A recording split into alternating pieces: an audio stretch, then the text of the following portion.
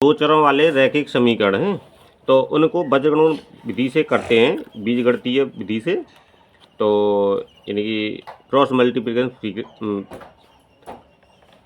तो उसमें क्या करते हैं कि हमारा जो स्टैंडर्ड इक्वेशन होती है, मानक समीकरण होता है, तो a1x plus b1y plus c1 equal to 0, a2x plus b2y plus c2 equal to 0। ये हमारी स्टैंडर्ड इक्वेशन है, ठीक है। अच्छा जी, अब आपको क्या करना है, यहाँ से b से शुरू करेंगे।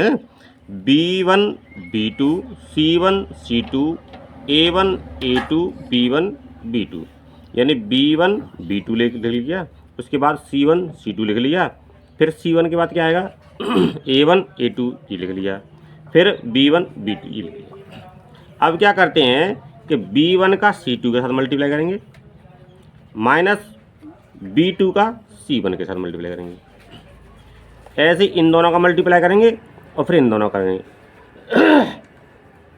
a1 b2 a2 b1।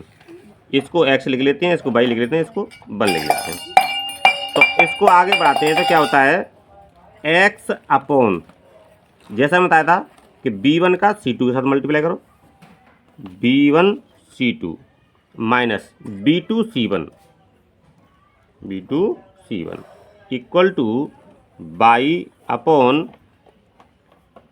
c1 a2 minus के c2 a1 equal to 1 upon a1 b2 minus a2 b1, ठीक है। अब x को निकालना है आपको, y को छुपा लो हैं।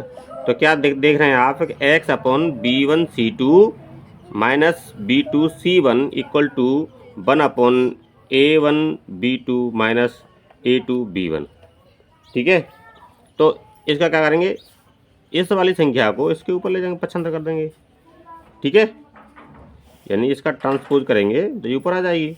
तो x इक्वल टू क्या बन जाएगा, b1 c2 minus b2 c1 upon a1 b2 minus a2 b1। ये x की वैल्यू होगी, किसकी होगी, x की वैल्यू। ये x की वैल्यू निकल के आएगी।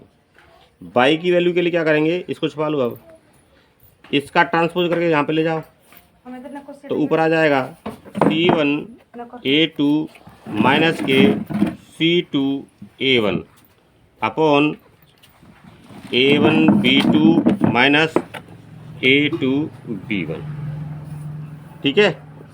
ये आपके वैल्यूशन हो गई। यानी x की वैल्यू निकालें, डायरेक्ट निकाल सकते हैं आप, b1 c2 minus b2 c1 upon a1 b2 minus a2 b1। By निकालनी हो तो आपको c1 a2 minus c2 a1 a1 b2 minus के a2 b1। ये फॉर्मूले हो गए x का और y का।